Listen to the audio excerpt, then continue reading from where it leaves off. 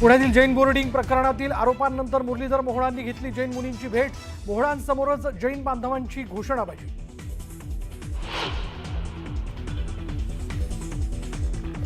Ravindra Dhangekar Jain boarding व्यवहार प्रकरणी आंदोलन करणार। 27 ऑक्टोबरपासून आंदोलन करणार असल्याची धंगेकरांची ट्विट करत माहिती। मुंबई महानगरपालिकेत जागा वाटपासाठी भाजपचा 150+चा नारा, तर शिवसेनेचा जागा वाटपाबाबत 50-50च्या फॉर्म्युल्यावर आग्रही।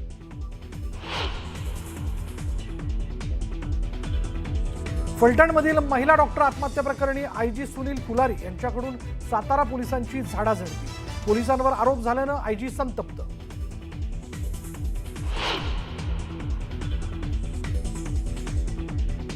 महिला डॉक्टर राहत असलेल्या घराला कुलूप लावलं असल्यानं हॉटेलवर राहण्याची वेळ। आत्महत्या प्रकरणात नवी माहिती समोर।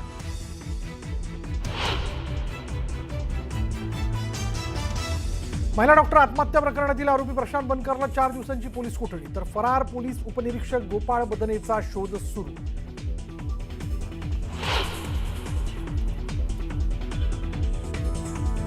ना भूतो ना भविष्यती मोर्चा झाला पाहिजे, दिल्लीनेही दखल घेतली पाहिजे अशी तयारी करा। राज ठाकरेंचा मनसे कार्यकर्त्यांना आदेश।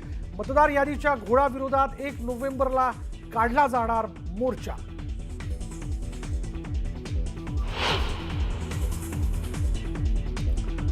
राज्यात दिवाळीनंतर पुन्हा अवकाळी पावसाचं आगमन। शेतकरी हवालदिल, नागरिक त्रस्त।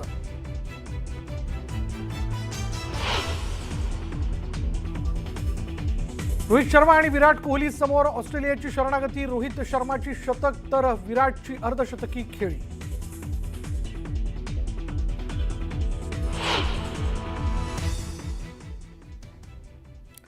ज्येष्ठ अभिनेते सतीश शहा यांचं निधन। वयाच्या 74व्या वर्षी घेतला अखेरचा श्वास। सिनेसृष्टीवर शोककळा।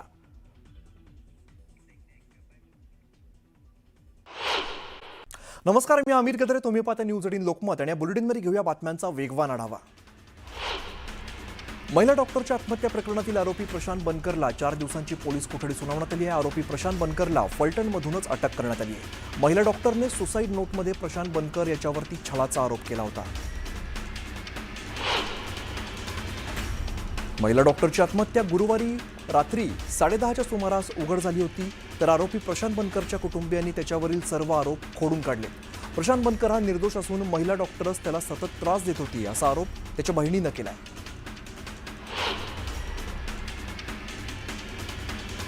महिला डॉक्टरच्या आत्महत्या प्रकरणातील मुख्य आरोपी गोपाल बदने अजूनही फरार आहे। गोपाल बदनेने याला पकडण्यासाठी पोलिसांची 5 पथकं रवाना करण्यात आलेली आहेत। शेवटचं लोकेशन पंढरपूर असल्याची माहिती समोर आली आहे। फलटणमध्ये आत्महत्या केलेल्या महिला डॉक्टरच्या कुटुंबियांची आमदार प्रकाश सोळंके यांनी भेट घेतली। यावेळेला त्यांनी कुटुंबियांचं सांत्वन केलंय। दरम्यान या प्रकरणातील दोषींवरती कठोर कारवाई करण्याची मागणी आपण करणार असल्याचं साळुंके म्हणाले। फलटणच्या महिला डॉक्टर आत्महत्या प्रकरणात मोठी अपडेट समोर आली आहे। आरोपी बनकर आणि डॉक्टरमध्ये वाद झाला होता। त्या वादामुळे डॉक्टर राहत असलेल्या घराला बनकरने कुलूप लावलं। घर नसल्यामुळे डॉक्टरने हॉटेलवरती राहण्याचा निर्णय घेतला। डॉक्टर महिला आत्महत्या प्रकरणामध्ये बनकर कुटुंबाने आरोप केल्यानंतर महिला डॉक्टरच्या कुटुंबाने त्याला प्रत्युत्तर दिलंय। हातावरती नाव घेतलेल्या सर्व आरोपींना कठोर कारवाई करा अशी मागणी सुद्धा कुटुंबियांनी केली आहे। फलटणमधील महिला डॉक्टरच्या आत्महत्या प्रकरणात एका खासदारांचंही नाव समोर आलंय। मयत डॉक्टरच्या कुटुंबियांसह विरोधकांनी थेटपणे यात भाजपाचे माजी खासदार रणजितसिंह नाईक निंबाळकरांचं नाव घेतलंय। यावरून विरोधक आणि सत्ताधाऱ्यांमध्ये जुंपल्याचं पाहायला मिळालंय। फलटणमधील डॉक्टर आत्महत्या प्रकरणी आयजी सुनील फुलारी यांच्याकडून सातारा पोलिसांची झाडाझडती घेण्यात आलेली आहे। प्रकरण योग्य पद्धतीने हाताळलं नसल्यामुळे आयजींनी अधिकाऱ्यांना सुनावलं असल्याची माहिती न्यूज 18 लोकमतला सूत्रांनी दिली आहे।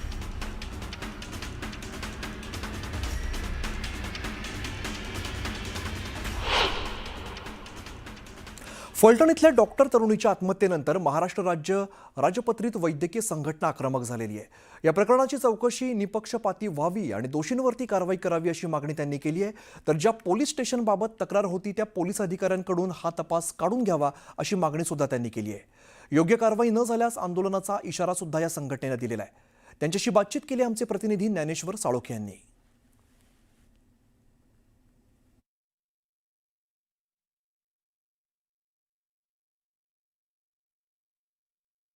फलटणमध्ये डॉक्टर तरुणीनं आत्महत्या केल्यानंतर वैद्यकीय क्षेत्र हादरून गेलेलं आहे. आपल्यासोबत राज्यभरातले काही डॉक्टर फलटण रुग्णालयामध्ये आज आले होते. चौकशी समितीच्या समोर त्यांनी आपलं म्हणणं सुद्धा मांडलेलं आहे.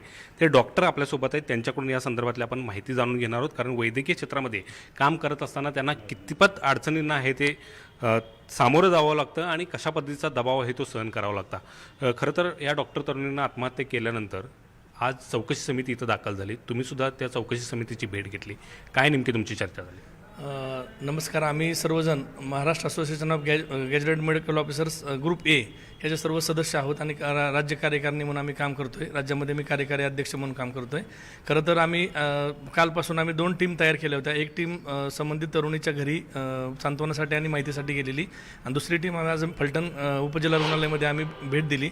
चौकशी समितीशी चर्चा केली आणि सर्वच कर्मचाऱ्यांनी चर्चा केली असता आम्हाला असं निदर्शनास आलं की गेली 2 वर्षापासून संबंधित आमचे सहकारी डॉक्टर इथे काम करत असताना इथं त्याच्याबद्दल कामाबद्दल कोणतीही तक्रार नव्हती ना सहकाऱ्यांची कुठली त्याच्या वागण्याबद्दल तक्रार होती. सहकारी डॉक्टर असतील, कर्मचारी असतील, सर्वांचंच म्हणणं होतं की ते कामामध्ये एकदम प्रॉम्प्ट होत्या. कोणत्याही प्रकारची त्यांच्या कामाबद्दल तक्रार MS सुद्धा सांगितलेली नाही. अशा असताना जून महिन्यामध्ये त्या संबंधित महिला वैद्यकीय अधिकाऱ्यांनी की पोलीस फार हॅरेसमेंट करतात, सर्टिफिकेटसाठी त्रास देतात अशी तक्रार त्यांना DYSPकडे केली होती. दुर्दैवाची गोष्ट आम्हाला सांगावीशी वाटते की त्यानंतर संबंधित DYSPंनी याबाबत कुठलीही दखल घेतली गेली नाही. की एक लेडी मेडिकल ऑफिसर, MBBS झालेले मेडिकल ऑफिसर आणि गॅजेटेड मेडिकल ऑफिसर पदावर काम करणाऱ्या वैद्यकीय अधिकारी तक्रारीची दखल घेणं खरं तर आवश्यक होतं.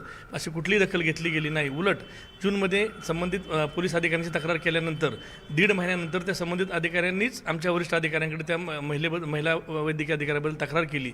ही फार गंभीर बाब आहे. अशा बऱ्याचशा ठिकाणी पोलिसांकडून सर्टिफिकेटसाठी किंवा पोस्टमॉर्टमसाठी दबाव आणला जातो. होते पोलिसांच्याकडून नवीन वैद्यकीय तंदुरुस्त द्या म्हणून. नवीन वैद्यकीय अधिकाऱ्यांना ह्याबाबत बरेचसे माहिती नसल्यामुळे ते ह्या अशा परिस्थितीला बळी पडतात.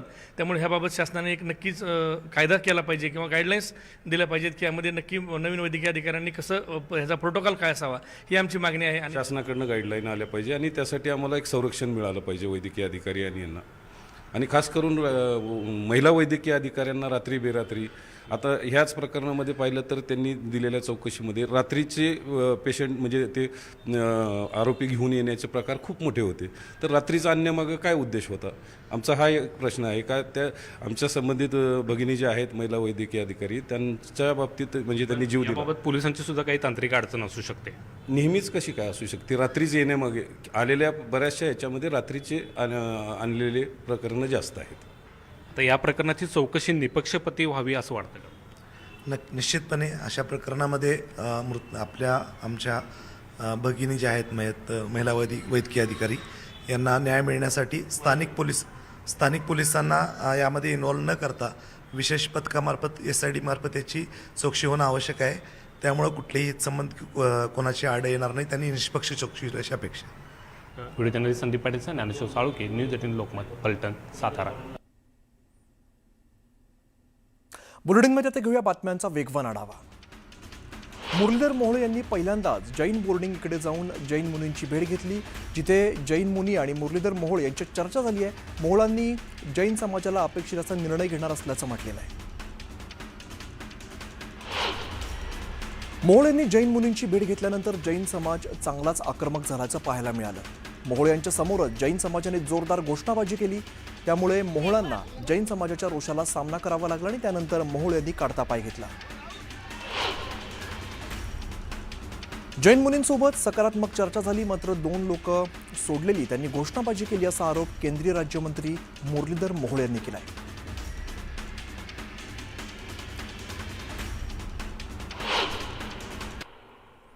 आणि एक महत्त्वाची बातमी समोर येते. रवींद्र धंगेकर जैन बोर्डिंग व्यवहार प्रकरणी आंदोलन करणार आहेत. रवींद्र धंगेकरांचं ट्विट करत त्यांनी माहिती दिलेली आहे. 27 ऑक्टोबरपासून हे आंदोलन केलं जाणार आहे.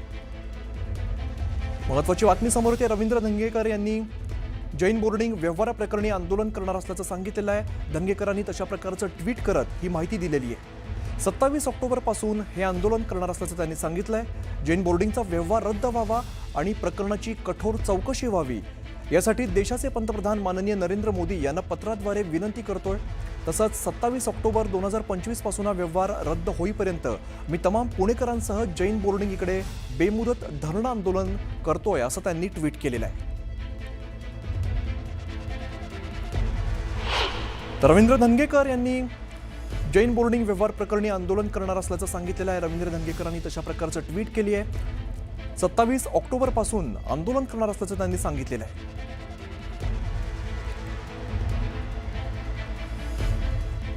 पुढे जाऊया. न भूतो न भविष्यती मोर्चा झाला पाहिजे, दिल्लीने सुद्धा दखल घेतली पाहिजे अशी तयारी करा असे आदेश राज ठाकरेंनी मनसैनिकांना दिलेले आहेत. 1 नोव्हेंबरला विरोधक मुंबईत निवडणूक आयोगाच्या विरोधामध्ये विराट मोर्चा काढतायत आणि या मोर्चामध्ये महाविकास आघाडीसोबतच मनसे देखील सहभागी होणार आहे. हा मोर्चा सत्तेसाठी नाही तर सत्यासाठी आहे. हा मोर्चा खोट्या मतदारांसाठी नाही तर खऱ्या मतदारांसाठी आहे असंही यावेळेला राज ठाकरे म्हणाले. राज ठाकरे यांच्या सूचनांनंतर मनसेचे नेते आणि पदाधिकारी मोर्चाच्या यशस्वी आयोजनासाठी जोमाने तयारीला लागलेत.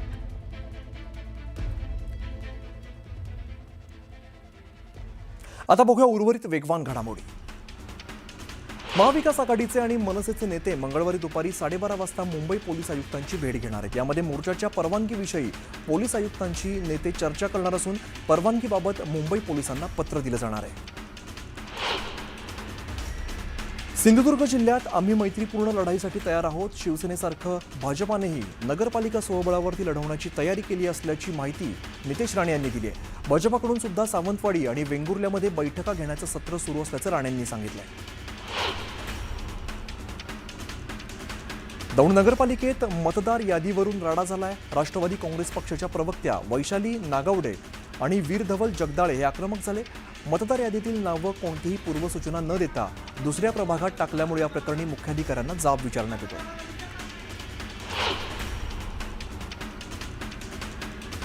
संगमनेरमध्ये आमदार अमोल खताळ यांच्याकडून दिवाळी फराळ कार्यक्रमाचं आयोजन करण्यात आलेलं आहे. बाळासाहेब थोरातांचा पराभव केल्यानंतर खताळ यांच्याकडून पहिल्यांदाच दिवाळी फराळ कार्यक्रमाचं आयोजन करण्यात आलेलं होतं. जलसंपदा मंत्री राधाकृष्ण विखे पाटील यांच्या उपस्थितीत हा कार्यक्रम पार पडला आहे.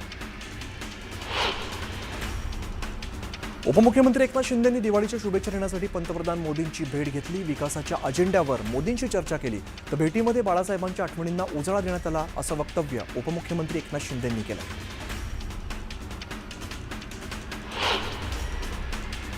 दिल्लीतील भेट होते ही विकासाच्या मुद्द्यावरच होते. मात्र मी गावी गेलो किंवा दिल्लीला आलो तरी सुद्धा चर्चा होतात असा टोला उपमुख्यमंत्री एकनाथ शिंदेंनी विरोधकांना लगावलाय.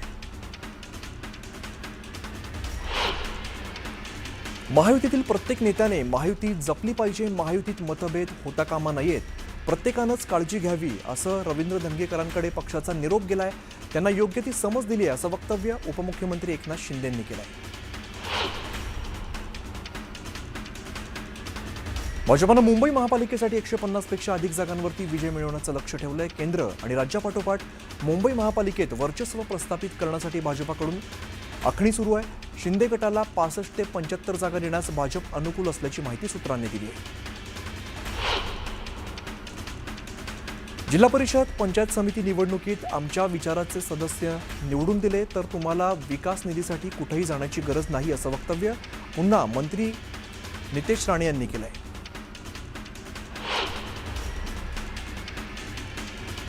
पंचवीस ते 30% कमिशन दिल्याशिवाय नगर परिषदेत कोणतंही काम झालं नाही असं म्हणत भाजप नेते प्रणय फुकेंनी दिवाळी स्नेहमिलन कार्यक्रमामध्ये खळबळ उडवून दिली. यामध्ये करोडोंचा घोटाळाही झाला असल्याचं त्यांनी सांगितलंय. नगर परिषदेत आपली सत्ता आली तर त्याची चौकशी करू असा दम सुद्धा त्यांनी दिलाय.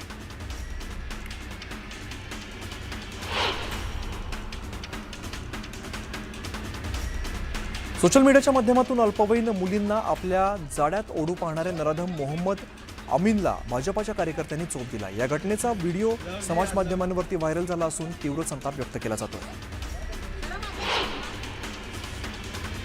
साताऱ्यातून आणखीन एक धक्कादायक बातमी समोर येते आहे. साताऱ्यातील कराड तालुक्यात नांदलापूर गावच्या हद्दीमध्ये पूर्वीच्या भांडणाचा राग मनात धरत 2 दुचाकीवरून आलेल्या तिघांनी सिने स्टाईल एकाचा पाठलाग करत कोयत्याने सपासप वार केलेत. यामध्ये प्रवीण बोराडे यांचा मृत्यू झालाय. बुलढाण्यात पत्नीशी झालेल्या वादाचा नराधम बापाने जुळ्या मुलींवरती राग काढलेला आहे. पत्नीवरती आलेल्या रागातून त्याने 2 मुलींचा जीव घेत त्यांचा मृतदेह जंगलामध्ये पुरलाय. संतापजनक घटना बुलढाण्यातील अंढेरा या पोलीस स्टेशनच्या हद्दीत घडली आहे. उल्हासनगरमध्ये 4 ते 5 जणांनी 2 तरुणांच्या डोक्यामध्ये सिमेंट ब्लॉक टाकत त्यांच्यावरती तीक्ष्ण हत्याराने हल्ला केलाय. कॅम्प नंबर 5च्या दूधनका परिसरात रात्रीच्या सुमारास ही घटना घडली आहे. मुंबई पुणे एक्सप्रेसवेवर भरधाव कारचा अपघात झाला. वाहन चालकाचं नियंत्रण सुटल्यामुळे कार डिवायडरवरती धडकल्याने अपघात झाला. सुदैवाने कोणी जखमी झालेलं नाही. मुक्ताईनगर तालुक्यातील चालबर्डी परिसरात कंटेनरवरील नियंत्रण सुटल्यामुळे तब्बल 30 फूट खाली कोसळलेला आहे. पुलाखाली चिखल असल्यामुळे चालक आणि क्लीनर सुदैवाने बचावले. उपरी गावात नगर परिषदेच्या निवडणुकीचं वारं आता जोमानं वाहू लागलेलं आहे आणि अशामध्येच दिवाळीच्या शुभेच्छांसाठी अनेक ठिकाणी उमेदवारांनी डिजिटल फ्लेक्स लावले. अशातच एका डिजिटल फ्लेक्सच्या खाली मारामारीचा प्रकार केल्याचं उघड झालंय. अरुळी कांचन परिसरात काही दिवसांपूर्वी घडलेल्या 20 वर्षीय तरुणीचा खून झालेला होता. खुनाच्या प्रकरणातील आरोपीला अटक करण्यात आल्यानंतर पोलिसांनी आरोपीची गावातून धिंड काढली. मुंबईतील 50 लाखांच्या एमडी ड्रग्ज प्रकरणातील फरार आरोपीला बारामती तालुका पोलिसांकडून अटक करण्यात आली आहे. एनडीपीएस कायदा 1985 अंतर्गत तसंच अन्य कलमांअंतर्गत हा गुन्हा नोंदवण्यात आला आहे. जालन्यात नीलगाईने धडक दिल्यानंतर अपघात होऊन दुचाकीने पेट घेतली. या अपघातामध्ये दुचाकी जळून खाक झाली आहे तर दुचाकीस्वार गंभीर जखमी झाला आहे.